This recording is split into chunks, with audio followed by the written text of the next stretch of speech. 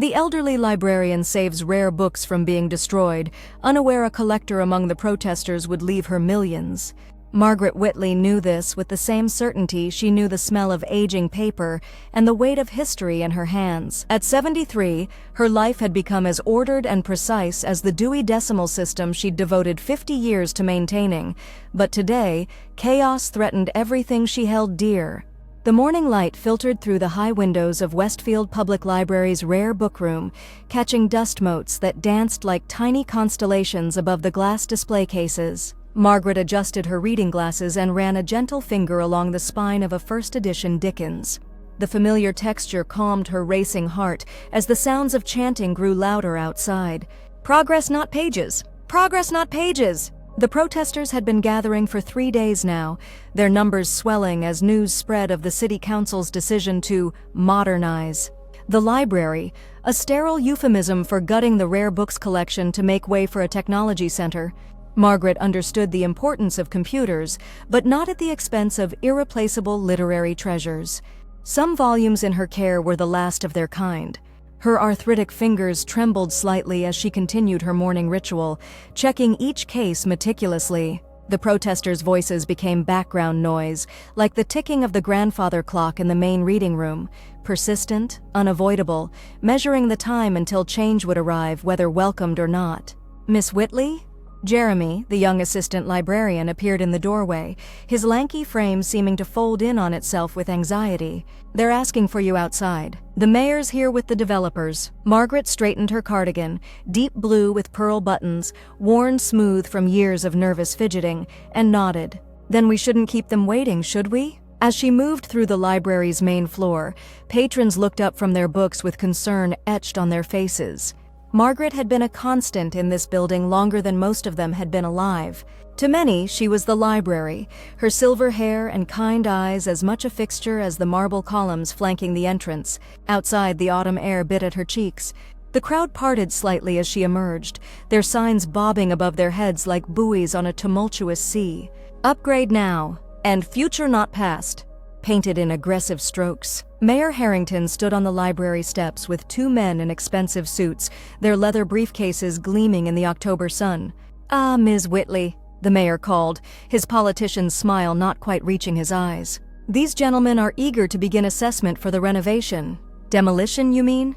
Margaret said, her voice quiet but clear, carrying across the suddenly hushed crowd. "Let's not dress this up in pretty language, Robert. You're planning to destroy books that have survived wars, depressions, and the digital revolution." A murmur rippled through the gathering. Someone in the back shouted, "It's called progress, Grandma!" Margaret didn't flinch. She'd weathered far worse than rudeness in her decades of service. "I believe there's room for both progress and preservation in this world. These books aren't just paper and ink, they're vessels of human experience. Touchscreens and keyboards can't replace the feeling of turning pages that hands touched centuries before yours." Her eyes swept across the crowd, searching for understanding among the hostile faces. And then she saw him, a man standing apart from the others, not chanting, not holding a sign. Tall, distinguished, with salt and pepper hair and eyes that watched her with an intensity that made Margaret pause. He wasn't sneering or dismissive. He was listening. The mayor cleared his throat. "The council vote was unanimous, Margaret. We start inventory next week. The rare books will be photographed, cataloged digitally, and the most valuable will be auctioned to fund the new tech center." "And the rest?" Margaret asked, though she already knew the answer. The mayor's silence confirmed her fears. "Then you'll have to start with me," Margaret said, turning to climb back up the library steps. "Because I won't allow a single volume to leave this building without proper consideration for its true value, not just its price tag." As she reached for the heavy brass door handle, she heard footsteps behind her. The man who had been watching her approached, his expression unreadable. "Excuse me, Ms. Whitley," he said, his voice cultured, with a hint of an accent she couldn't place. "My name is Edward Harlow. I wonder if I might have a word." Margaret studied him, expensive coat, polished shoes, but with a softness around the eyes that suggested something beyond material concerns.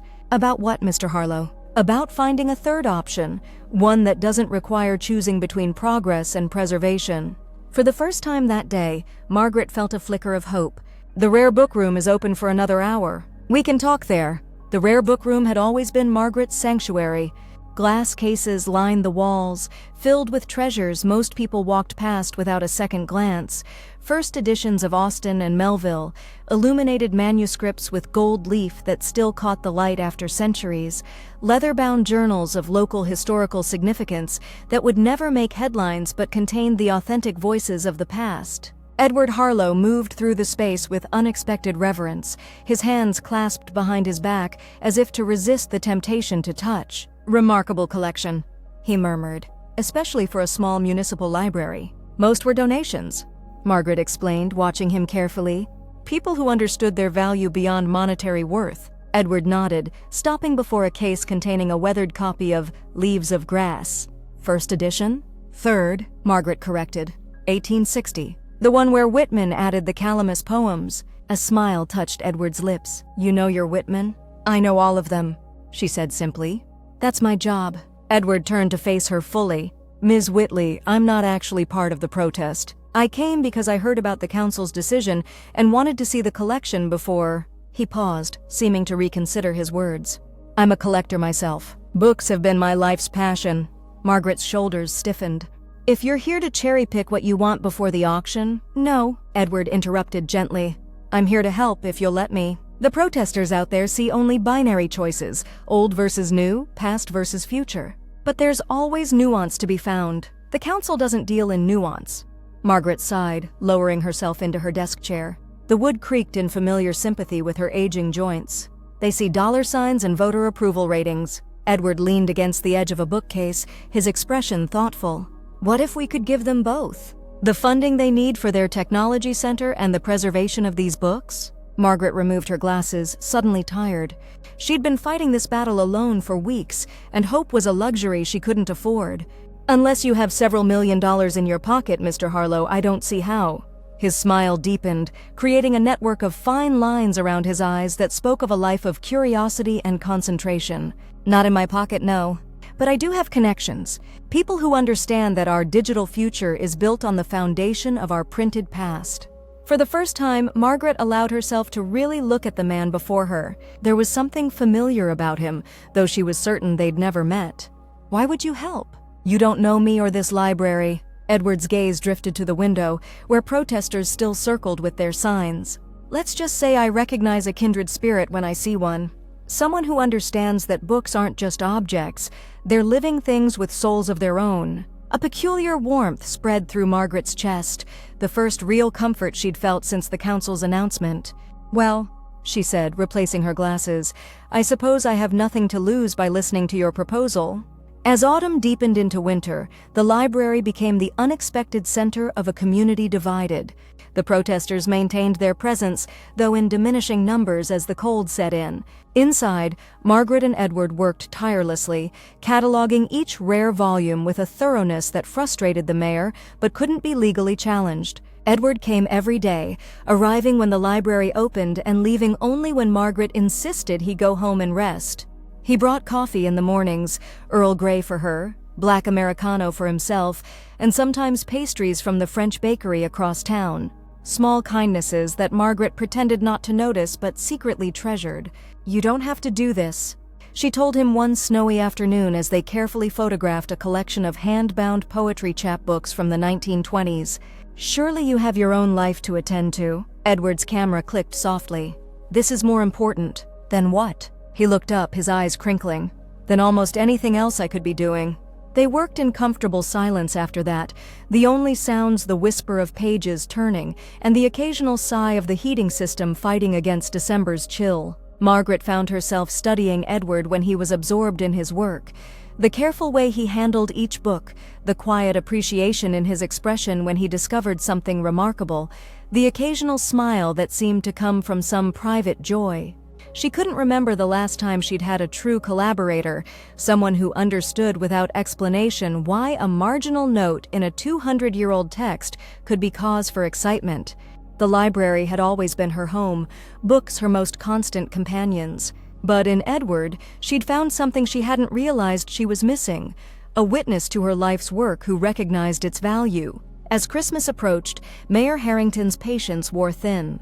He called an emergency council meeting that Margaret and Edward attended, armed with their meticulous documentation and a proposal that Edward had spent weeks crafting.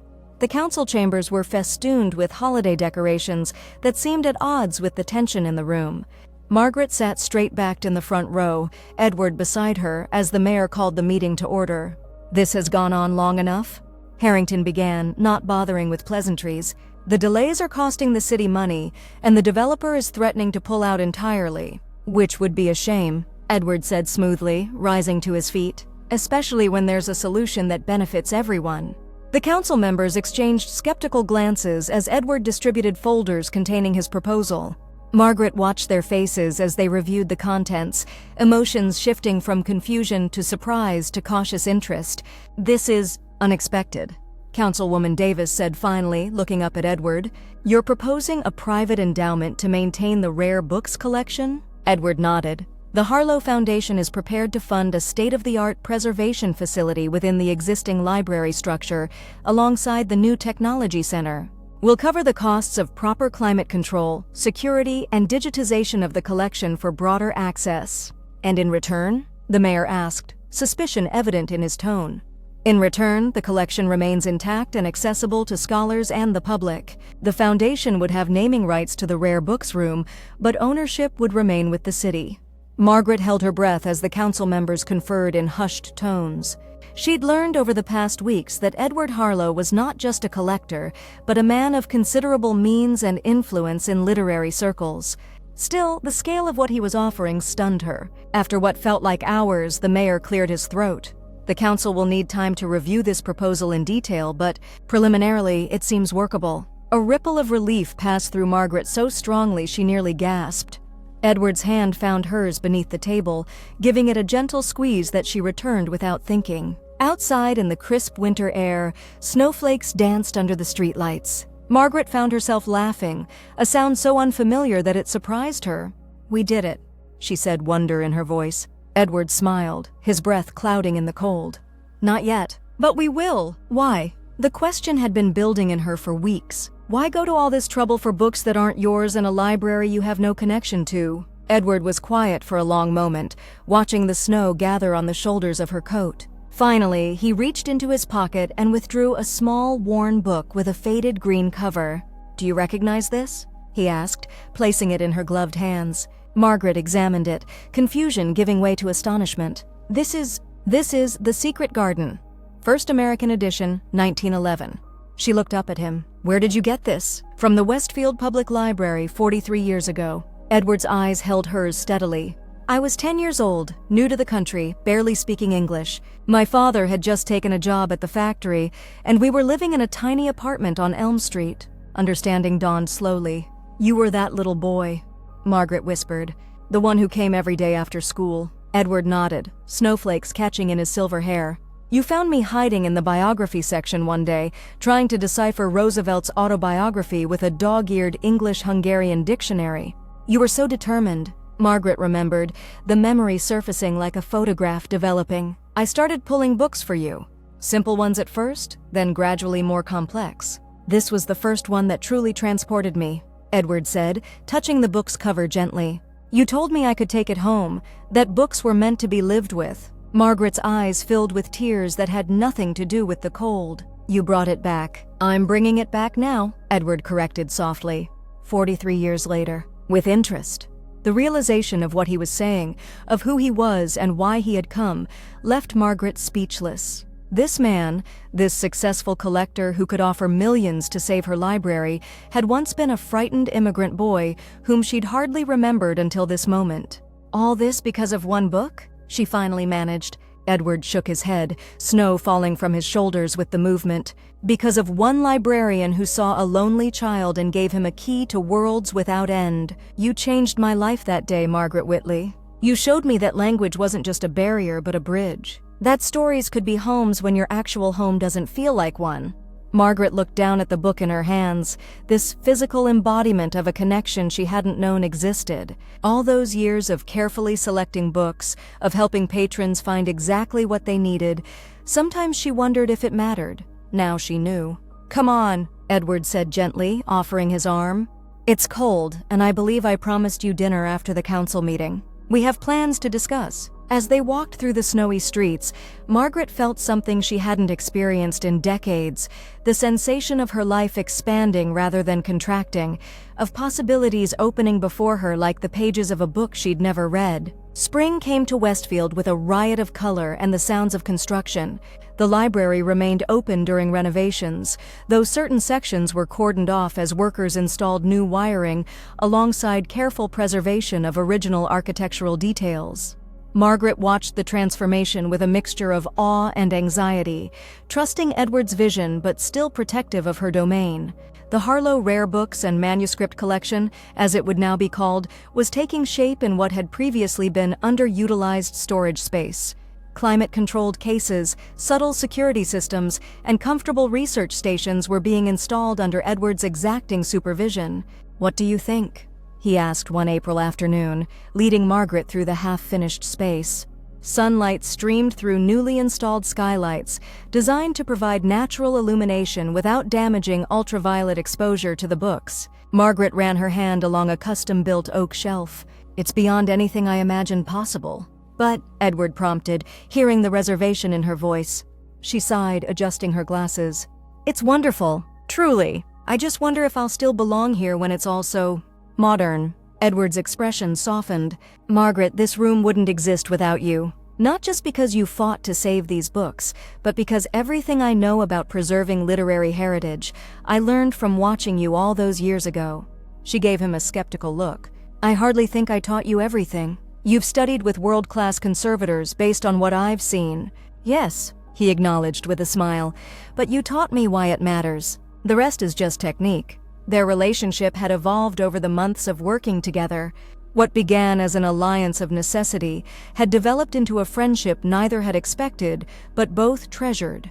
Edward had gradually shared more of his life story, how books had been his constant companions through college and graduate school, how he'd built a successful publishing company before turning to rare book collecting full-time, how he'd never married but had filled his life with literature and travel. Margaret, more private by nature, found herself sharing small pieces of her own history, her childhood in a house without books, but with parents who scraped together money for the local bookmobile, her decision to become a librarian, despite her family's hopes she'd find a real career, the quiet satisfaction of a life spent connecting people with knowledge. They never spoke of age, the 2 decades between them, or of what would happen when the project was complete. These unaddressed questions hung between them like unread chapters in a story neither was ready to finish. As the grand reopening approached, Margaret found herself increasingly anxious. The mayor, seeing the positive publicity the project was generating, had embraced it fully, planning a gala celebration that made Margaret's palms sweat just thinking about it. "I don't need to give a speech," she insisted to Edward over lunch in the small cafe that had become their regular meeting place. "No one is coming to hear an old librarian ramble about books." Edward's eyes crinkled at the corners. "On the contrary, you're the heart of this story. The dedicated guardian who stood her ground against progress at all costs. People love that narrative." Margaret snorted softly. "People love a narrative where the elderly person is a quaint symbol but doesn't talk too long. Then keep it brief," Edward countered, reaching for the check before she could protest. "But authentic. Tell them why these books matter, not just as artifacts but as living connections to our shared humanity." Margaret stirred her tea, watching the leaves swirl in patterns that reminded her of the marbled end papers in Victorian novels. "Will you be staying in Westfield after the opening?" The question had been circling in her mind for weeks, but this was the first time she'd found the courage to ask it directly. Edward's hand paused briefly on its way to his wallet. "I've been thinking about that," he said carefully. "My work takes me around the world, but I find myself reluctant to leave this project. The collection will be in good hands," Margaret assured him, misunderstanding intentionally, protecting herself from hoping for something more. Edward looked at her directly, his gaze steady. "It's not just the collection I'm concerned about." The air between them changed, charged with unspoken possibilities. Margaret felt a flutter in her chest that had nothing to do with her aging heart and everything to do with the realization that at 73 she was experiencing something she thought had passed her by decades ago. "Oh," she said softly, then again with more certainty, "Oh." Edward's smile was gentle. We don't need to define anything. I just want you to know that I value what we've built here, and I'm not referring to the renovations." Margaret nodded, unable to find words that wouldn't sound foolish or girlish or terrifyingly vulnerable. Instead, she reached across the table and briefly covered his hand with hers, a gesture so unlike her usual reserved manner that it spoke volumes. The reopening gala exceeded everyone's expectations. The library was transformed for the evening, with soft lighting highlighting the architectural details and floral arrangements scenting the air. Guests in formal attire moved through the spaces, exclaiming over the seamless blend of traditional elements and modern technology.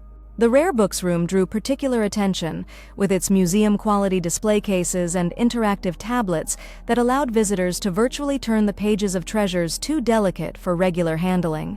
Margaret, wearing a dark blue dress she'd purchased for the occasion, with gentle insistence from Edward, found herself the center of attention in a way that both embarrassed and secretly pleased her. "Ms. Whitley," called a reporter from the local paper, "how does it feel to see your collection showcased this way?" "It's not my collection," Margaret corrected automatically. "It belongs to everyone. That was always the point."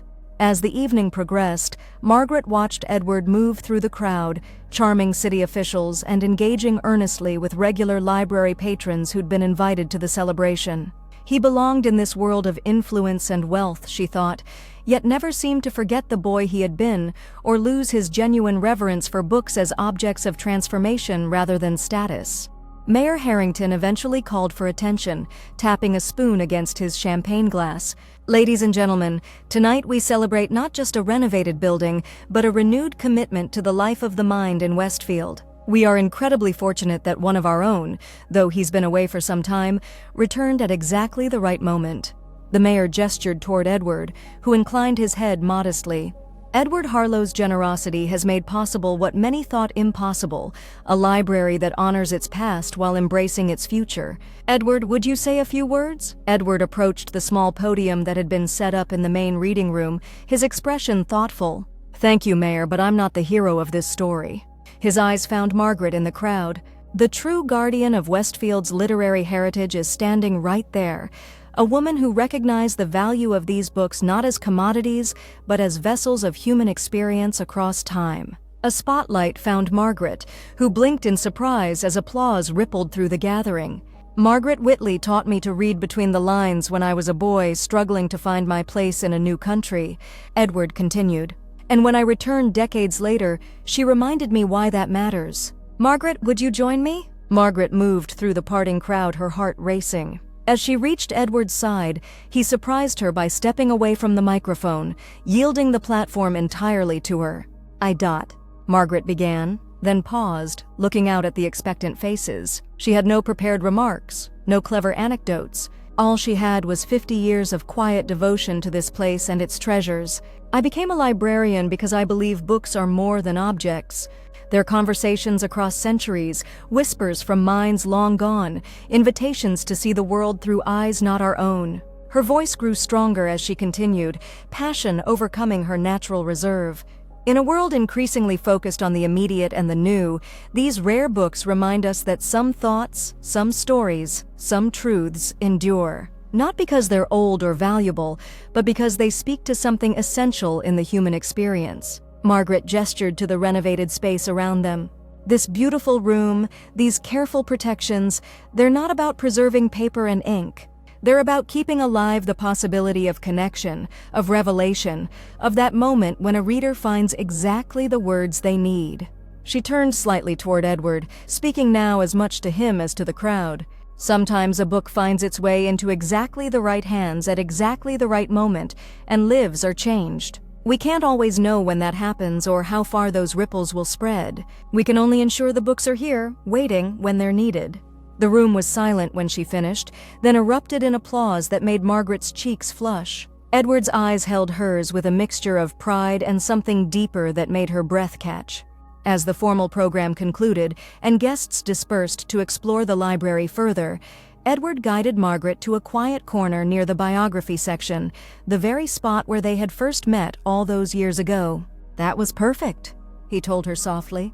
"It was terrifying," she corrected but smiled despite herself. Edward reached into his jacket pocket and withdrew an envelope. I have something for you. A gift to mark the occasion. Margaret took it curiously. You've already given quite enough, I'd say. This is different. Open it. Inside was a legal document with language Margaret didn't immediately understand. She scanned it, confusion giving way to shock as she grasped its meaning. Edward, this says ... It's a trust, he explained gently. Established in your name. $5 million, specifically for the continued preservation and expansion of the rare books collection, with you as the primary trustee for as long as you wish to serve. Margaret's hands trembled as she held the document. Why would you... I can't accept this. You're not accepting anything for yourself, Edward pointed out. You're ensuring that what we've built here outlives both of us. That the next lonely child who walks through those doors might find what I found, a world big enough to get lost in, and a guide kind enough to show the way. Tears threatened, but Margaret blinked them back. I don't know what to say. Say you'll have dinner with me tomorrow, and the day after, and as many days as you'd like. Edward's voice held a question he seemed almost afraid to ask directly. I've rented a house on Maple Street. I thought perhaps I might stay in Westfield for a while. Margaret looked at this man who had reappeared in her life like a character returning to a beloved story, bringing with him possibilities she had long ago filed away as fiction rather than fact. At 73, she had thought her life's narrative was reaching its final chapters. Now she wasn't so sure. I think, she said carefully, that I would like that very much. Summer bloomed in Westfield, bringing with it a rhythm to Margaret and Edward's days that felt both new and somehow inevitable. Mornings at the library, where Margaret continued her work with renewed purpose, and Edward established relationships with universities and collectors interested in the Harlow collection. Afternoons often spent in comfortable conversation over tea or exploring the countryside in Edward's car. Evenings of shared meals and books read aloud to each other, discovering favorites and debating interpretations. They moved carefully, these two people accustomed to solitude, finding their way towards something neither had expected to discover so late in life. There were awkward moments and misunderstandings, as in any relationship, but also a deepening appreciation for the rare gift of finding someone who truly saw you, past, present, and possible futures. The trust Edward had established began its work. Margaret, initially hesitant to wield such financial power, gradually embraced the responsibility with Edward's encouragement. Together they developed programs for young readers, conservation workshops, and visiting scholar positions that brought new energy to the library. 1 year after the reopening, Edward invited Margaret to dinner at an elegant restaurant in the next town over. The maitre d' led them to a private dining room where a single table was set with candles and flowers. This seems excessive for a Tuesday, Margaret observed, though she was secretly pleased by the romantic gesture. Edward held her chair, his expression both nervous and determined. I wanted privacy for this conversation. They ordered and made their way through appetizers with Edward unusually quiet, answering Margaret's questions about his day with distracted responses. Finally, as their entrees arrived, Margaret set down her fork. Whatever you need to say, Edward, please just say it. You're making me nervous. He smiled apologetically. I'm sorry. I thought I'd be better at this, having rehearsed it so many times in my head. He reached across the table for her hand. Margaret, this past year has been the happiest of my life. Mine too, she admitted, the words coming easier than they once had. I know we've been careful not to rush things, and I respect that. But I'm 74 years old, and if life has taught me anything, it's that time is precious. Edward's thumb traced gentle circles on the back of her hand. I don't want to spend another day without knowing that you're my partner in every sense of the word. Margaret's heart raced as she realized what he was saying. Edward, I'm not proposing marriage unless that's something you'd want, he clarified quickly. I'm proposing a commitment, a promise, a shared life for whatever time we have left. I love you, Margaret Whitley. I think perhaps I've loved you since I was 10 years old, and you showed me that I belonged in a world of books and ideas. Tears welled in Margaret's eyes, but she made no move to wipe them away. I never thought, at my age, too old for love? Edward shook his head.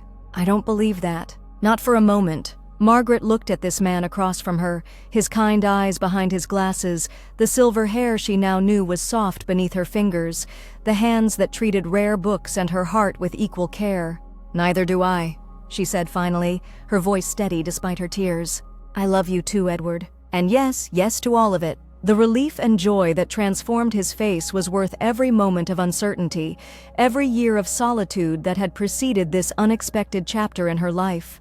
Later that night, as they walked hand in hand under a sky full of stars, Margaret thought about the unlikely sequence of events that had brought them to this moment. A threat to books she'd spent her life protecting, a protest that could have ended in loss instead of gain, a collector who appeared seemingly from nowhere but had in fact been set in motion by a simple act of kindness decades earlier.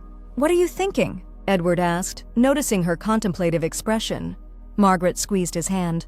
"I'm thinking about ripples. How we never really know where they'll go or when they'll come back to us. Like a book borrowed and returned 43 years later?" His smile was visible in the moonlight. "Exactly like that." Margaret stopped walking and turned to face him fully. "Thank you for coming back, Edward. Thank you for being here when I did," he replied, drawing her close. Above them, the stars continued their ancient stories, while below, two people who had spent their lives preserving other people's words finally wrote a new chapter of their own. 3 years later, Margaret sat in the garden behind the house she now shared with Edward, watching butterflies dance among the flowers they'd planted together. Inside, Edward was preparing lunch. He'd discovered a talent for cooking that delighted them both. The library continued to thrive, with the Harlow collection gaining national recognition for its accessibility and educational programs. Margaret had gradually reduced her hours, though she still came in 3 days a week, unwilling to completely surrender the role that had defined her for so long. The sound of the garden gate opening drew her attention. Edward appeared, carrying a tray with sandwiches and lemonade, his face alight with the smile that still made her heart skip. "Mail came," he said, setting down the tray and handing her several envelopes. "Including something from your doctor." Margaret took the official-looking envelope with a slight frown. She'd had some tests the previous week, routine for someone her age, but still anxiety-producing. She opened it, scanning the contents while Edward arranged their lunch. "Well?" he prompted when she remained silent. Margaret looked up, her expression unreadable. "It seems I'm quite healthy for a woman of 76. I'm to continue with my regular checkups, but there's nothing concerning." Edward's shoulders relaxed visibly. "That's wonderful news." "It is," she agreed, folding the letter carefully. She wouldn't tell him about the mild concern the doctor had mentioned. No need to worry him over what might be nothing. That was part of loving someone at their age, the constant awareness of fragility balanced against the determination to live fully in each moment. They ate in companionable silence for a while, enjoying the perfection of the summer day. Finally, Edward set down his glass and reached for her hand. "I've been thinking," he began, "about the future." Margaret raised an eyebrow. "A dangerous pastime at our age?" He chuckled. "Perhaps, but necessary nonetheless." His expression grew more serious. "I've updated my will." Something in his tone made Margaret pay closer attention. "Oh? The house, of course, becomes yours, along with most of my personal assets." He spoke matter-of-factly, as one does when discussing practical matters of inevitable endings. "But I've also established a significant endowment for the Harlow Whitley Foundation." Margaret blinked. "The what?" "I thought it was time your name was officially attached to what we've built," Edward explained. "After all, none of it would exist without you." "Edward, that's—" Margaret struggled to find words adequate to express what this meant to her. "There's more," he continued. "The foundation will support not just our local collection, but also literacy programs nationwide, with special emphasis on helping immigrant children and elderly readers, the beginning and end of life's journey, both times when books can be most transformative." Tears filled Margaret's eyes. "You've thought of everything." "I've tried." Edward's thumb brushed over her knuckles gently. "I want to ensure that what brought us together continues long after we're gone. That books find their way into hands that need them, that stories bridge the gaps between people who might otherwise never connect." Margaret thought of all the books she'd placed in searching hands over her lifetime, thousands upon thousands of connections made, potential transformations set in motion. And one special book given to a lonely boy who returned decades later to change her life in ways she could never have imagined. "I think," she said softly, "that would be the finest legacy we could leave." Edward lifted her hand and pressed a kiss to her palm. "Not our only legacy, I hope. There's also this, what we found together. Proof that it's never too late for a new chapter, a plot twist, an unexpected joy." Margaret smiled, feeling the warmth of the sun on her face and the greater warmth of being truly seen and loved. The best stories always have surprises, don't they? The very best, Edward agreed, his eyes crinkling at the corners. And ours isn't finished yet. As they sat together in the garden they'd planted, surrounded by books inside a home they'd made together, Margaret reflected on the extraordinary journey that had brought her here. From an elderly librarian determined to save rare books from destruction, to a woman embracing a love she'd never expected to find, a transformation as profound as any she'd read about in her beloved books. And Edward, once a frightened immigrant boy seeking refuge among library shelves, now a man who had found his way back to the place and person who had first shown him the power of stories, had completed a circle neither of them could have imagined. Some might call it coincidence, others fate. Margaret preferred to think of it as the perfect narrative structure, a beginning that contained the ending, a story that took exactly the time it needed to unfold, a happily ever after that arrived precisely when it should. Not every book finds its ideal reader. Not every person finds their perfect companion. But sometimes, if you keep the pages turning long enough, the story reveals exactly what you didn't know you were waiting for all along.